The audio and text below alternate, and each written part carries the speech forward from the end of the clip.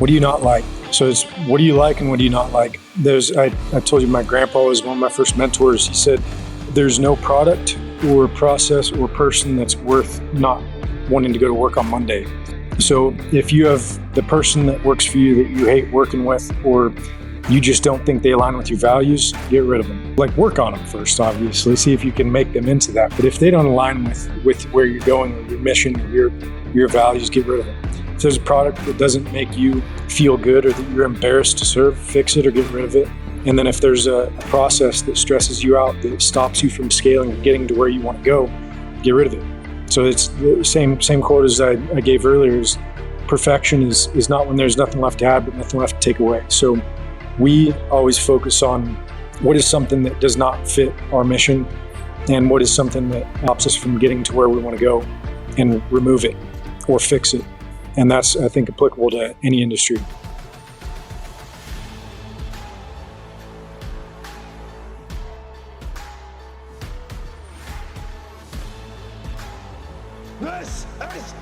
Welcome back to Spartan Leadership. I'm your host, Josh Kosnick, and this is your podcast for leadership, inspiration, and impact. Today will be no different, and I'm excited for this one. I got my good friend Trace Miller all the way from Idaho, which he did tell me is warmer than Wisconsin today, so we've been talking about that. But let me give Trace a quick intro, and then we'll hop right into everything. Trace is the founder of Konala, a fast-growing, healthy fast food franchise built around simplicity, discipline, and execution. Trace is also a military veteran and a longtime member, actually day one member of our Kairos Book and Bourbon Club, which means this conversation comes from shared context and a real relationship. So he's built his businesses that challenge how we think about convenience and health by focusing on systems that work in the real world. Today isn't about hyper hacks. It's about how leaders actually live, decide, and build day in and day out. Welcome to the show, brother. Happy to be here. Thanks for having me. It's been a long time coming. Yeah. So I didn't put in your bio, right? Like, Trace used to own a very successful bar and restaurant. And I want you to give the background or backdrop to why you decided to bow out of that and start in this world of building a franchise out and being a franchisor.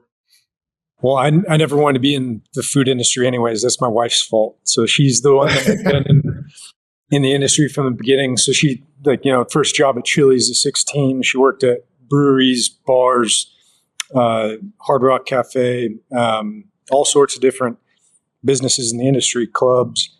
And she always wanted to own a bar. She loves the community that comes from owning a bar, wanted one that felt like Cheers, like a neighborhood bar. So when we were looking at getting into the industry, we started with a food truck as a means to an end to open a bar. The intent was always to start with the food truck, get a little bit of a following, make some money, then park it in front of a bar and create that neighborhood feeling type bar.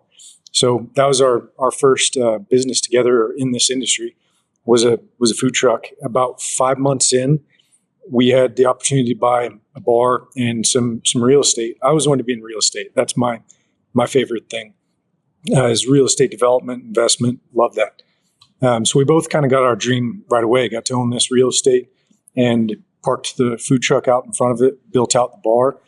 And then we started buying lots surrounding that. So we expanded it. We added on a couple thousand square feet to the bar, 3,000 square foot patio, remodeled the entire thing, added on parking. Then we started buying other properties in Kootenai County up here in North Idaho. So I was getting my dream. She had hers. We won Best Bar in Idaho 3 years in a row, Best Burger in Idaho 3 years in a row. Started getting good at running a business in this industry. And then realized that it doesn't really fit our lifestyle. It was like, I love bourbon. I mean, we had 120 bourbons on the list. We had a great following. Everyone called it the Cheers of Idaho. We succeeded. We hit our goals there, but we realized that we set our goals too low.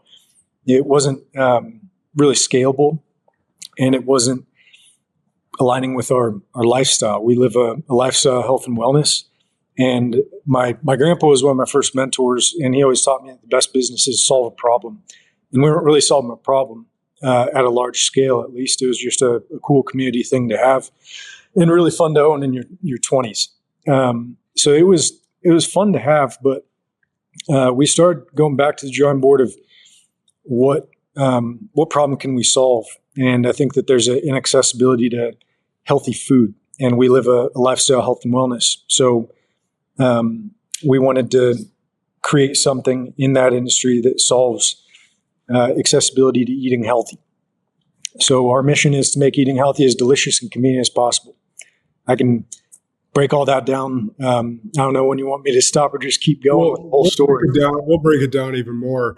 But so what was like the biggest hurdle? Because obviously you are selling a very profitable business, even though it didn't fit your lifestyle, and you're going into the unknown. Like, what was maybe some of the biggest mental hurdles that you guys faced going through that? In starting the food truck and the bar? No, that post started because you guys were running Bunker Bar, and that was highly profitable, and you guys were running it well. But that decision point where it didn't fit your lifestyle, and you're going to go and build this, franchise.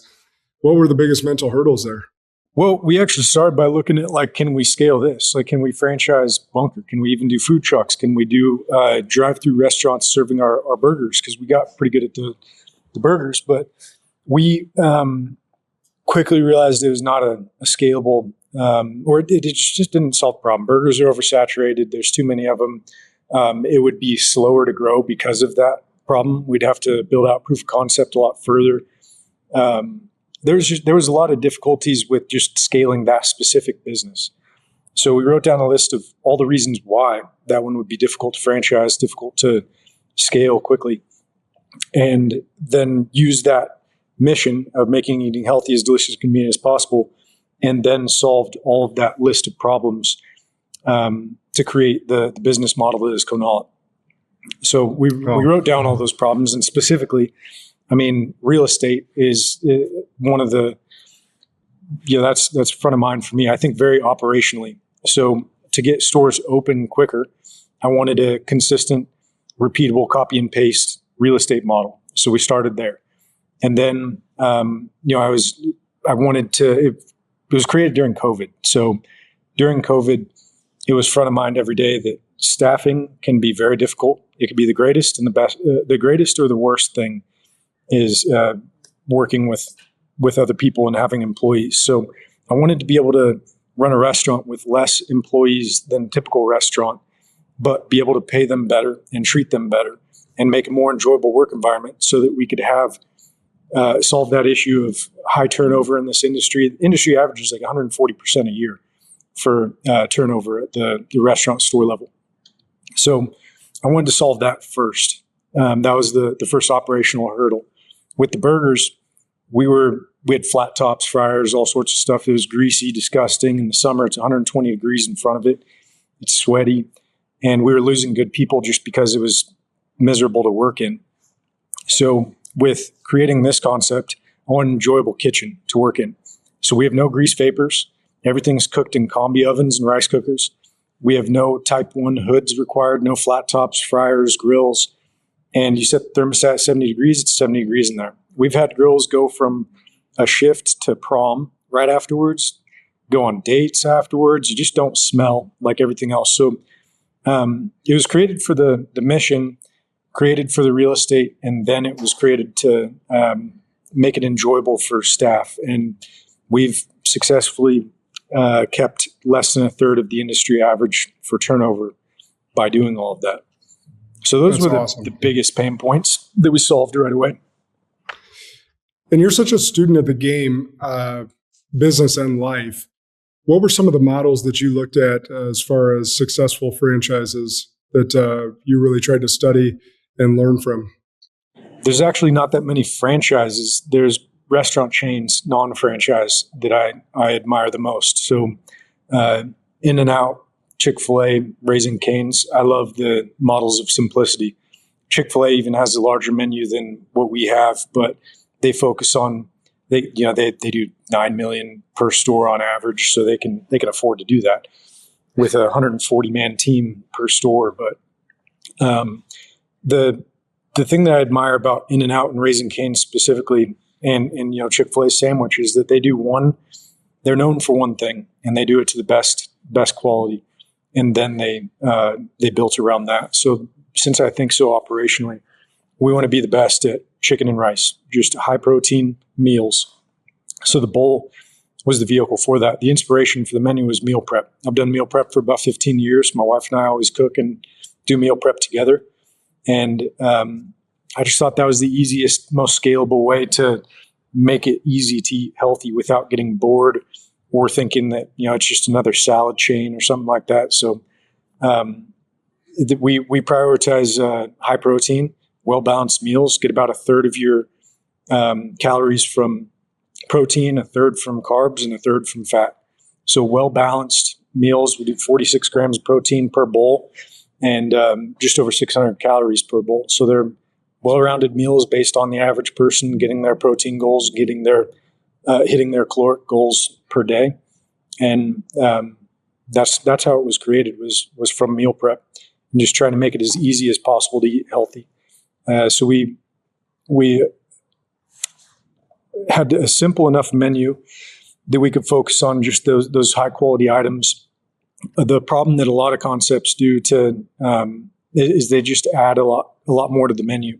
So that's what stops them from being able to have a drive-through or from being able to be as fast as you need to be to compete with these other concepts. So there's plenty of healthy concepts out there, plenty of businesses that they do something maybe similar or even better and have a much bigger menu, but they're going to be 10-minute wait times plus, or it's cooked to order or something like that. So the other key to our mission is to be as convenient as possible. So that's done through prime real estate, and it's done through speed. So because of these large menus, too complex of models that these other concepts have, that immediately puts them out of the convenience conversation.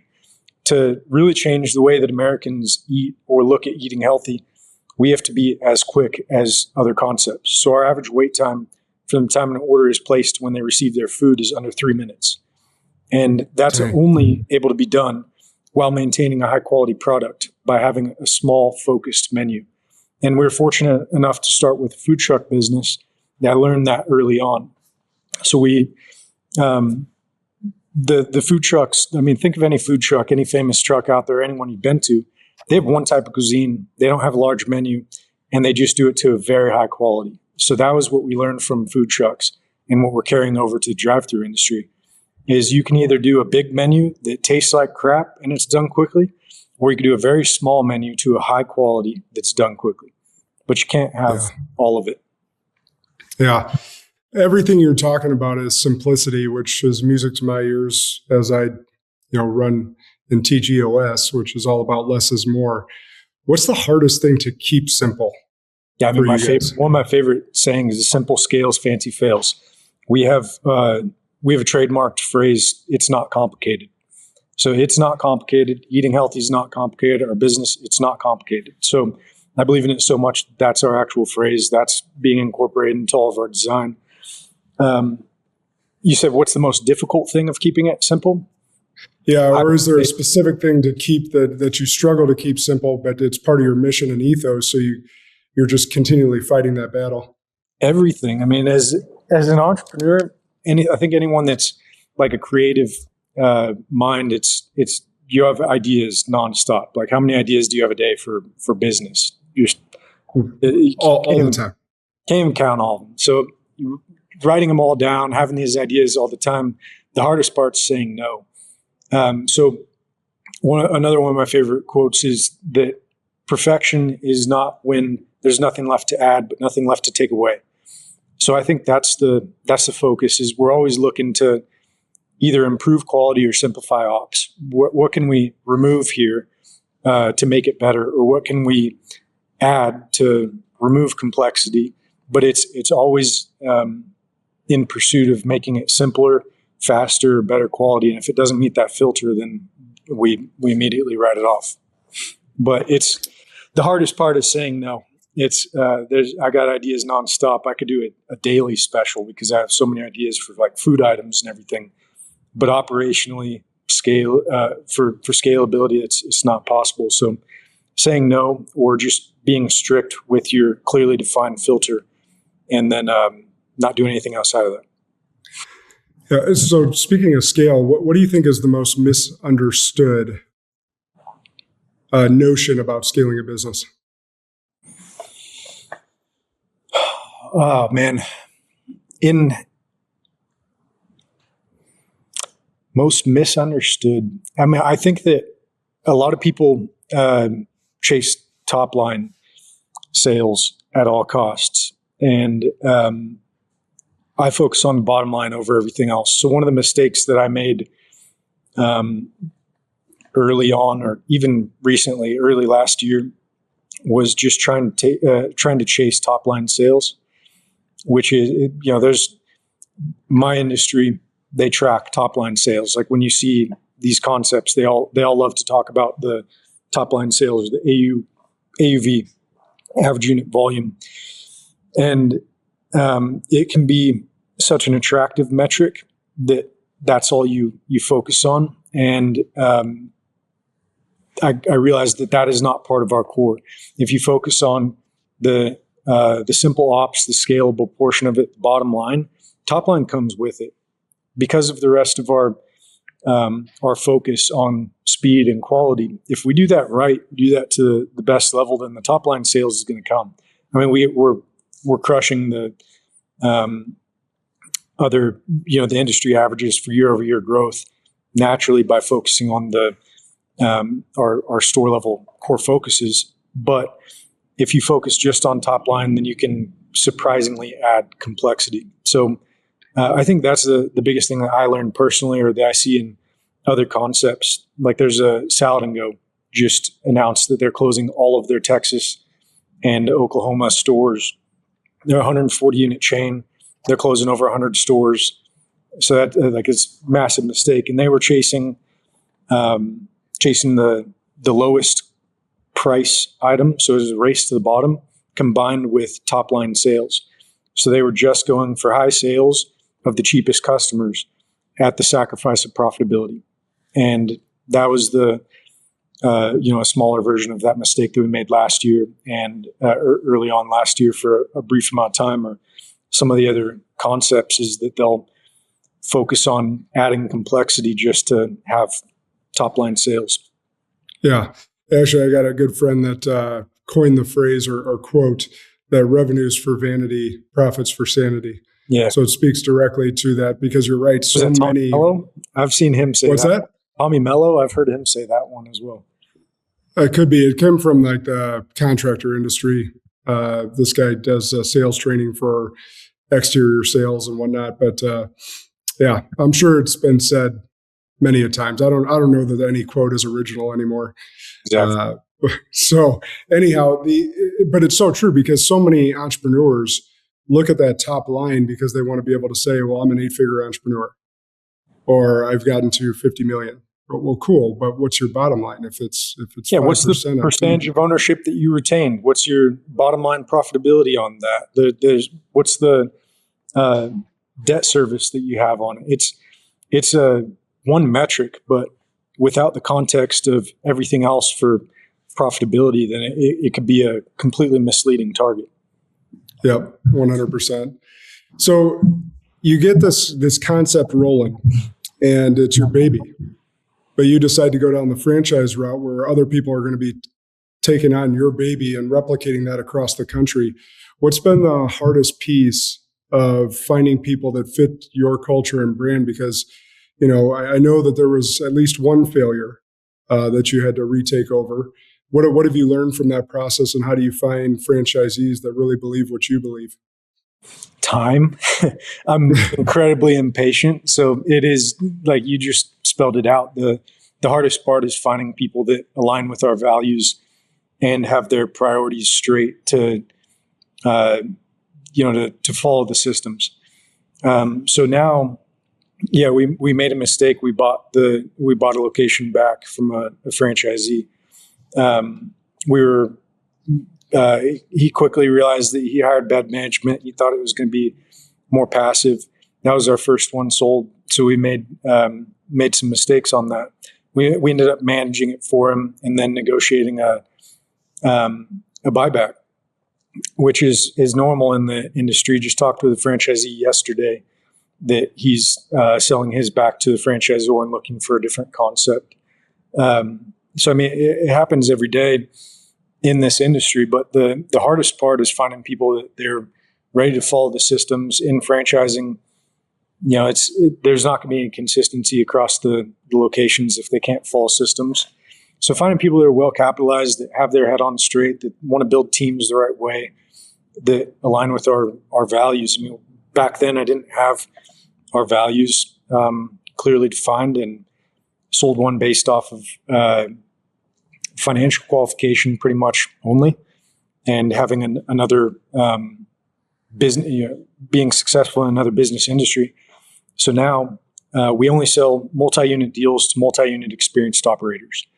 So we have a 3-store minimum. They buy at least 3. We just sold one that was a 25-unit deal, and so we're only selling multi-unit, and they have to have operated and opened or owned other franchise systems, know how to follow those systems, love following the systems, because some people are too entrepreneurial. They want to change everything, and they just want to make it something different. It's like, you need to buy a franchise based on what it is. Obviously, you can give feedback to the franchisor, and McDonald's, some of their most popular items, the Big Mac, the Filet-O-Fish, they were created by franchisees. So it's still a working relationship. They can come up with the best ideas, but you're buying a system based on what it is, not what you think you can make it into. And that's the mistake that I think a lot of people do when they get into franchises. They buy it for what the potential may be instead of what it is already.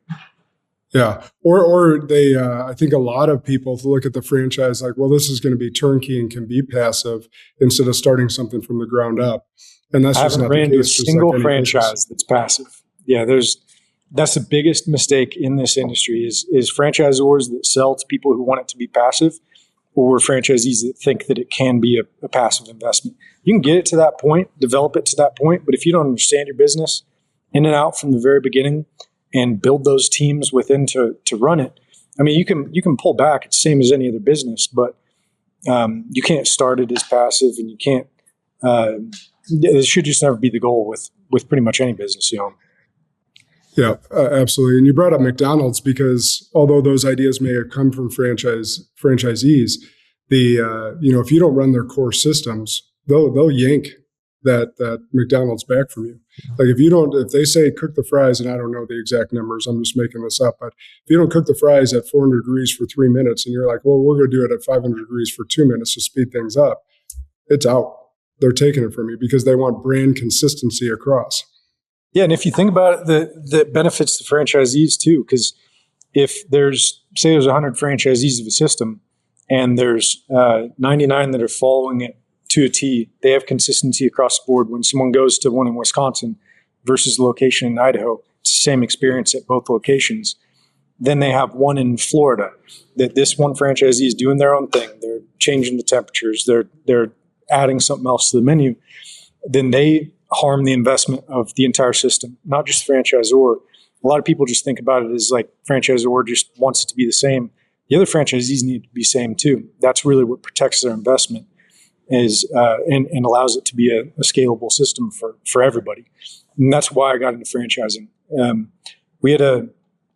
was at a crossroads at the very beginning was, do we want to just grow this as corporate only, or do we want to franchise? I think we were profitable enough to just do corporate only. And I really settled on franchising because I love working with other high-level entrepreneurs. I want to work with other people that want to grow and love what we do. So now we tell people no all the time that are not a good fit for the system because they don't have their priorities right. They don't have the right expectations. Maybe they don't have the same values on how to build and grow a team, or they are not financially qualified, can't do it the right way. We don't want them to overextend. So, yeah, I mean, I really love working with other top level entrepreneurs, and that's the key to scaling a franchise. Oh, that's great. I love to ask former military operators this question, and I know you and I have had plenty of discussions about what's good and what was bad about your experience about the military. But what is one kind of leadership discipline that you did extract that you still carry with you today? I learned a lot about what not to be like in the military, including from myself, like how I was as a leader or how I was as a soldier in the military, and realizing that, just looking back and reflecting on the mistakes that I made myself, what I don't want to be like, or poor leaders that I had, that I don't want to be like, or I don't want leaders that work for me to be like. So I think I had some great leaders as well, but the ones that stick with me the most are lessons from what I don't want anything to be like. And the specific example for that would be the leadership style, at least in my unit or my experience in the military, was that ideation and just thinking for yourself is stifled. And that's what made me resent some things in the military. Was I had a lot of ideas, or you're not allowed to question anything. You just have to blindly follow.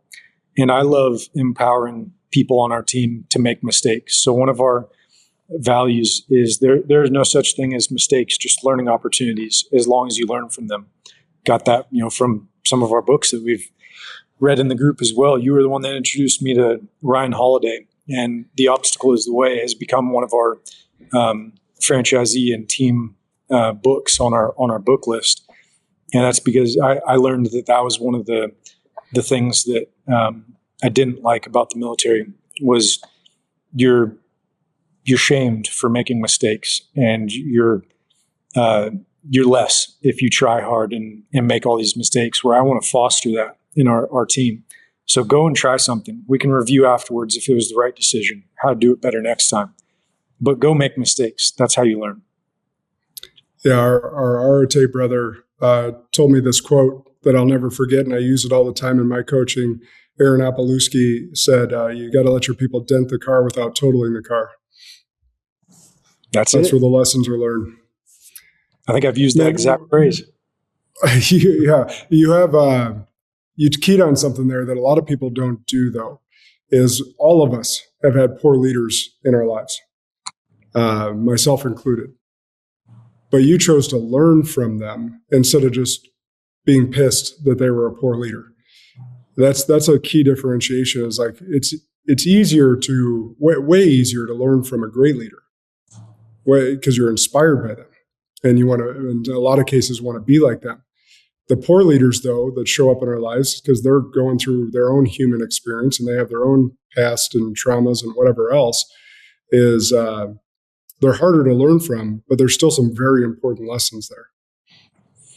Yeah, I think that I'm probably a little bit more inherently negative than I should be, but I learned pretty well from seeing something that I don't want to be like, rather than learning from.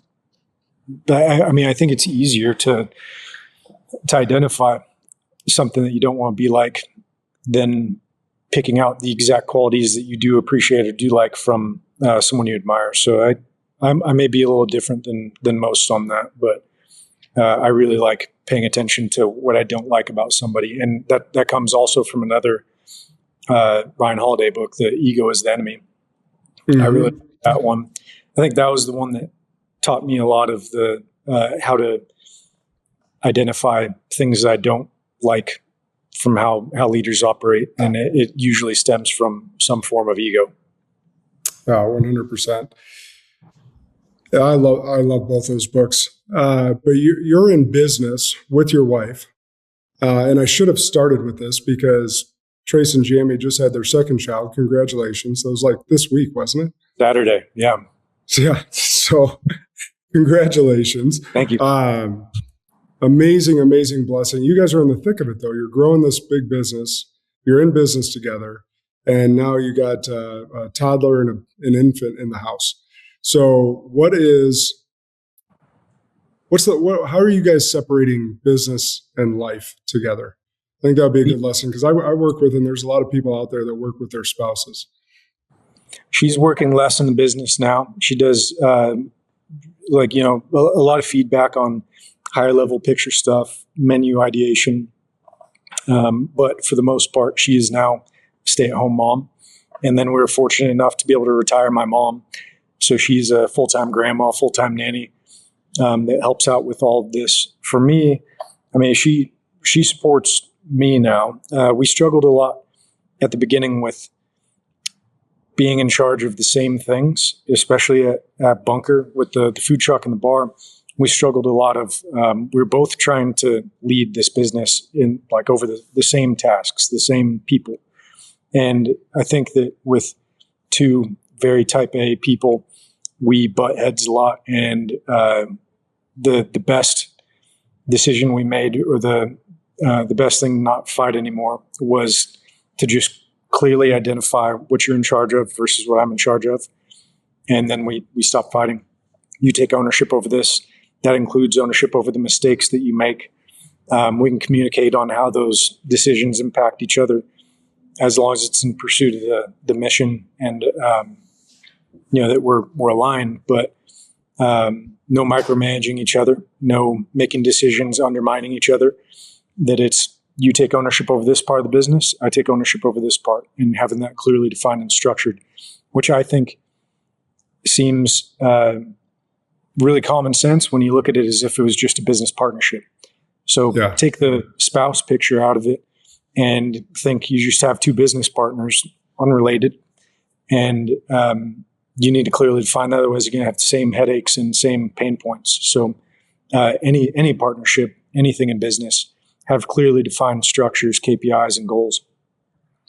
Yeah, and that's great advice. And at the same time, you're both now, you've set those clear delineations between what you were doing and what she was doing. But you still live together, and you got to catch up to make sure you're in sync. What was your guys' cadence or meeting schedule, or how did you guys link to get in sync and make sure you're still running in the same direction? Yeah, constant communication. I mean, I am not great at like the work-life balance thing. It's never even really been a goal. So one of my favorite terms there is work-life integration. So the way to do that, I guess to start with the difference between it, work-life balance is when people are like, they slam the laptop shut on Friday at 5, whatever it is. That's not really a thing. I'll work whenever inspired, I guess, is more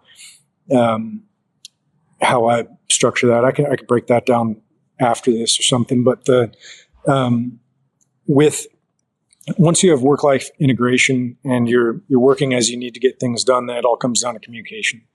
So there's different seasons of levels of work that we need to do when we're opening another store, when we're selling another franchise, when I'm going to do site visits all across the country. I just need to communicate. And then when you're asking for a lot from your spouse or from your partner, whether it's a business partner or your spouse, you just need to clearly communicate, hey, this is what I'm going through. This is what I'm doing. I may need a little bit more support in this. And you're taking 80% of the effort, or everyone's in support of you in that moment. And then the balance portion comes in when after you've taken for some amount of time, after clearly communicating that you need to give. So you got to fill their bucket too. So the best partners don't just take and take, they give. So after taking and communicating that I need this, then you need to proactively give to your spouse, your partner, afterwards. Yeah, that's great advice. So transition a little bit so you go from having, one successful location to two, now you're selling packages and multiple. What season are you in as a leader, or what season are you coming out of to be that next level? Yeah, we didn't. So we have 3 corporate stores open right now. We're open 3 more stores in April alone. We've got 45 in development now. We sold our first franchise about exactly a year ago. So just started franchising at the beginning of 25, and it was a lot of sales, getting real estate identified, and now getting them open. It's about a 10 to 15 month cycle once you sell a franchise in this industry to get them open. About a year is the average or so. So we were at the stage of like building a lot of those systems, refining those systems, and selling deals. Now it's really getting them open, identifying the top real estate, and anything that I go into and build out a system for, or our team builds out a system for, then we're trying to build other teams to support that so we can continue growing. So right now we're at a tipping point of, the stores are all going to start getting open this year for the franchise stores. We have all of the systems in place. We have all of our playbooks. We have a great team for where we're at and even overbuilt for where we're going in the next 6 months, 12 months. And then it's just balancing when we need to add to the team to support all of that and to scale the growth. So, I mean, we're adding more corporate stores as well as franchise stores. So right now it's just running the play and adding more people to it. So it's a lot of personnel development. We've sold plenty. We've got all the playbooks. We're not really, we're pretty much done building all of those. So now it's just personnel development and finding more of the right franchisees. So in summation, it sounds like becoming more a leader of leaders. Yeah, definitely. Yeah, that's great. I know this is going to be kind of a ambiguous question. You could probably answer it with a shit ton, but what's something that you're still trying to figure out? Yeah, in relation to what specifically, like do your listeners like to hear in relation to business or relationship, or? I guess I could say, like, what's coming to heart to either business or relationship, but maybe on the leadership side, since you're scaling and now becoming that leader of leaders. Yeah, I mean, we had a call earlier today with a few of the leaders and a coach that we're a restaurant systems coach trainer that we've been working with. We just had one a couple hours ago, and the thing that we're really trying to build right now is, like, I feel like I'm pretty good at building leaders, but now it's building leaders to build other leaders. So we're building more force multipliers. That's the military term. We need people to go out and know how to build other leaders. I can't do that myself. And even other leaders that we have that can build leaders, we need to teach them to teach other people to teach. So it's I think that's the biggest thing, is just allowing us to scale, not through me doing, or even some of the other leaders on our team currently doing all of the teaching themselves, but having the systems, building that roster, building the bench to pull more people from. That's the thing that we're really focused on right now.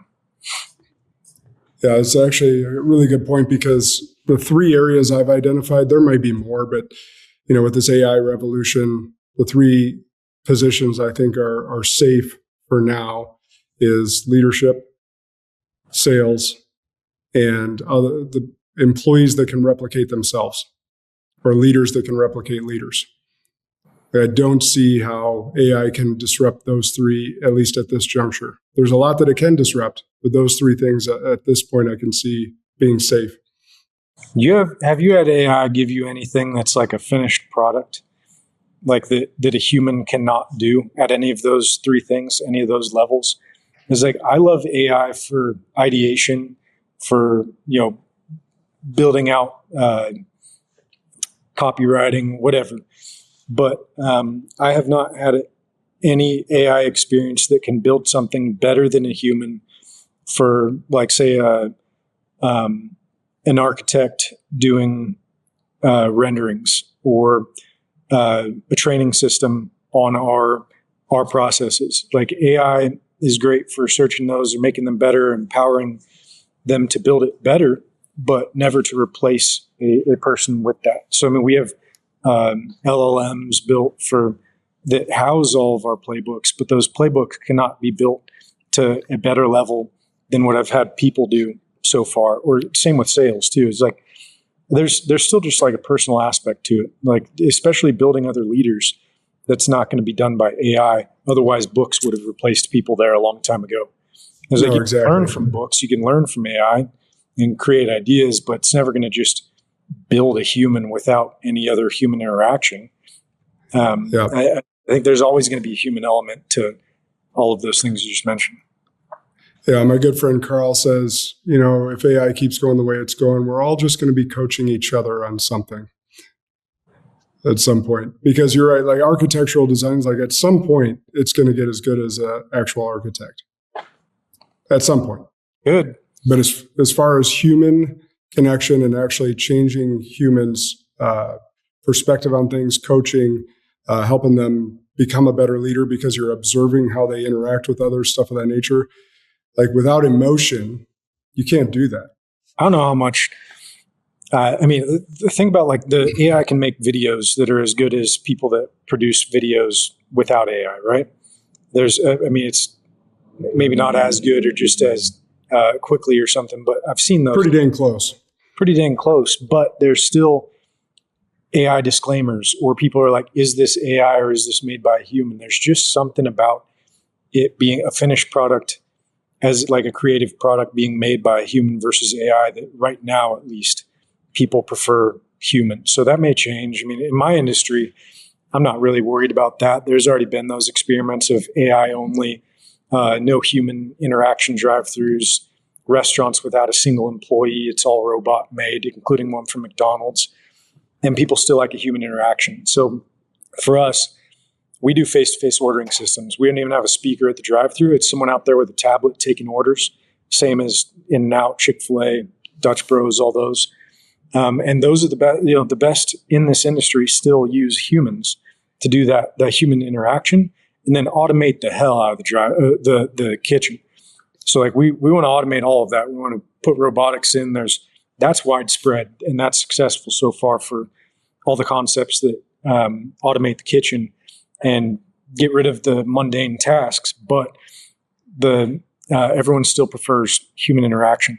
And I would say everyone, but it's having the option to do either. So there's never been any success so far in ones that only do automation, but you can have the optionality of doing a kiosk versus a robot taking your order versus a human taking your order. Those are the ones that do the best using those systems. But still, the best performers don't even have anything replacing the human-to-human interaction at all. It's still just a human talking to a human. I don't see that going away. COVID was a good test for that as well. Yeah, it messed with people's psyche, not having that human-to-human connection.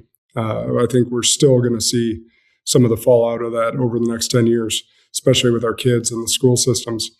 So you're so good at talking about simplicity of your systems and how you simplify everything. If a high-performing leader is feeling so stretched thin right now, what's the first thing you would tell them to simplify? What do you not like? So it's what do you like and what do you not like? I told you my grandpa was one of my first mentors. He said, there's no product or process or person that's worth not wanting to go to work on Monday. So if you have the person that works for you that you hate working with, or you just don't think they align with your values, get rid of them. Like work on them first, obviously. See if you can make them into that. But if they don't align with where you're going or your mission or your values, get rid of them. If there's a product that doesn't make you feel good or that you're embarrassed to serve, fix it or get rid of it. And then if there's a process that stresses you out, that stops you from scaling or getting to where you want to go, get rid of it. So it's the same quote as I gave earlier is perfection is not when there's nothing left to add, but nothing left to take away. So we always focus on what is something that does not fit our mission and what is something that stops us from getting to where we want to go, and remove it or fix it. And that's, I think, applicable to any industry. Yeah, so you talked about like, what do you not like? It's what obstacles are getting in your way of being able to perform at an even higher level. And it could be the stuff that you don't like that you're feeling like you have to do. And that and you might piss people off when you take it away, but sometimes you got to take a step back to take 5 forward. That's right. Yeah, sometimes it's who, not how, which is great Dan Sullivan, Benjamin Hardy book. Well, wrapping up on time, coming up pretty dang close here. It's flown by. Where can people find out more about Konala, whether they're interested in franchising or they just want to eat one of your delicious meals there? Yeah, Konala.com. Right now we're in Idaho and Washington, going to California, Nevada, Utah, New Jersey, Pennsylvania. Got 7 more states on the way, and quite a few others. But go to Konala.com or KonalaFranchise.com, or click the franchise link for any franchise information. Yeah, and I don't have the bandwidth right now. Otherwise, I'd do it. So someone in the Midwest, get a 25 block from Trace and get it started here. Working on it. We just got registered in Wisconsin. It's a registration state. So yeah, we just got approved, I think last month. Good. Can't wait. I always ask this at the end, and it can come from anywhere, any stuff we've talked about, or just whatever comes to your heart. But what's an unpopular belief you hold to be true most others disagree with?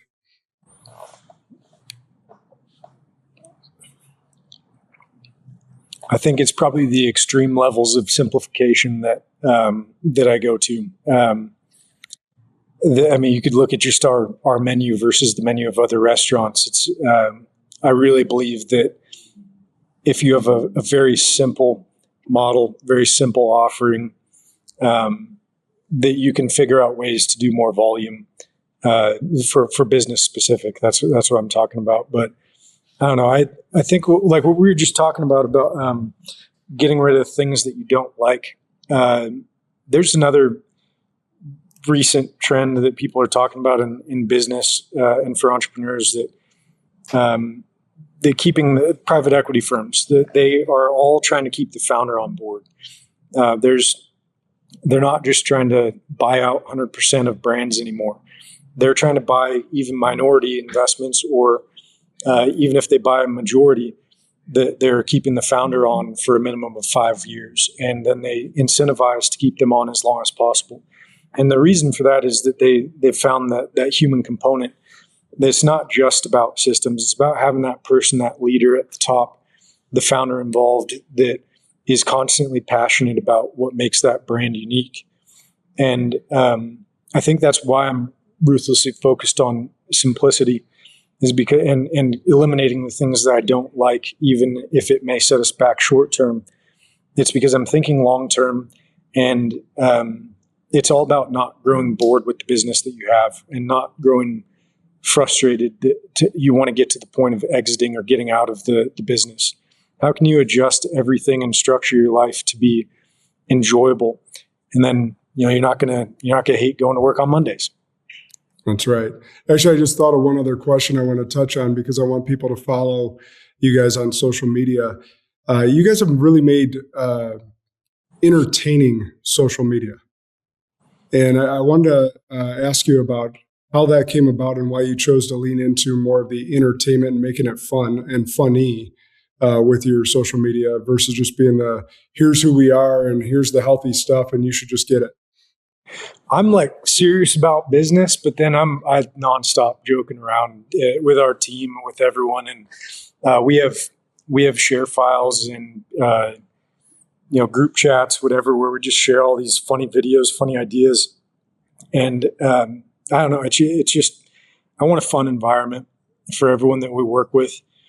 And I think that's been done intentionally. So we want to have a balance of educational social media and educational marketing, but it's got to be fun. It's got to have the human element to it. And it's pretty easy when we got a team of goofballs like we have here, that we're just constantly sharing this stuff, and they're making funny videos all the time that I just think it's a blast. Everyone has fun doing it. And you got to structure in a way for your teams to have fun. Yeah, absolutely.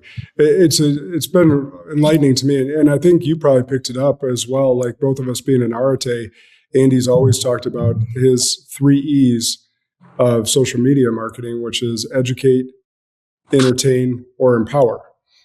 And you guys do a great job of kind of running into that. And I've used that with other people that I coach that are looking to build their personal brand. Think about those 3 E's.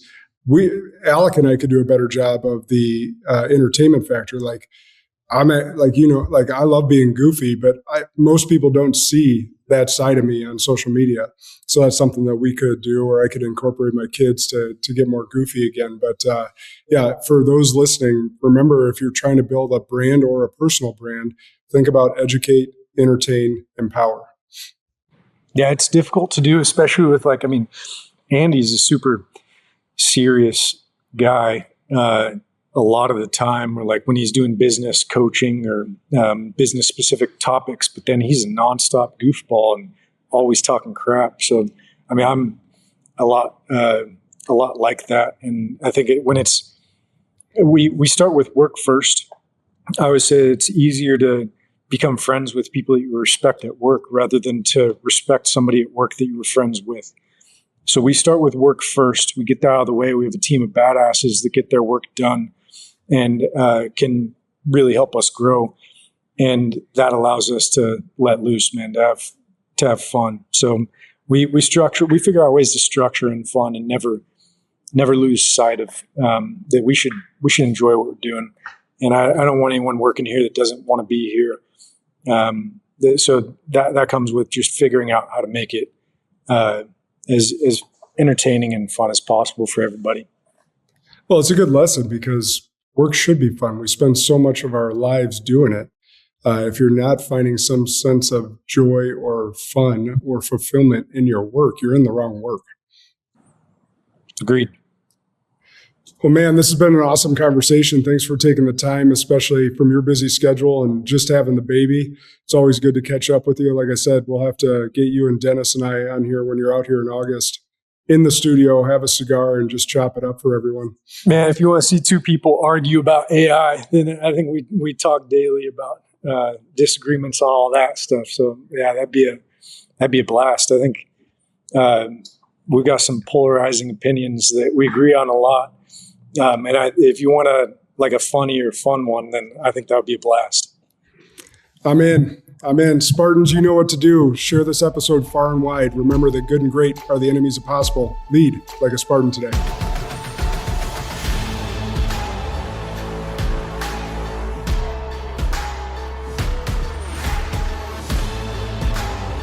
This is Sparta!